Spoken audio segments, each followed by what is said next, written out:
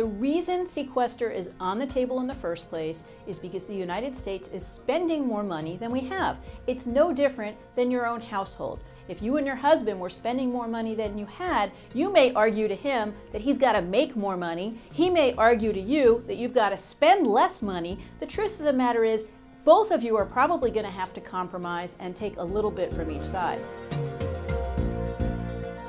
The thing with sequestration is the way it's been written, it affects everything across the board. It's completely indiscriminate in where the cuts are going to be. For example, when we talk about cuts in programs like childcare, that means hundreds of thousands of real young moms getting up for work on a Monday morning to drop off their kids at school and finding out that there is no school. The trickle-down effects are huge. They then get on the telephone and call their bosses, and all of a sudden you've got hundreds of thousands of people not showing up for work. The thing with government programs is it tends to become a debate over the haves and the have-nots. And folks just assume that people at the lower end of the earning spectrum rely more heavily on government programs. That includes some of society's most vulnerable people, including older folks at home who, for example, count on Meals on Wheels just to survive. But even at the high end of the earning spectrum, everything that we do is touched by the government. We've already seen some little predecessors of sequestration. We know now that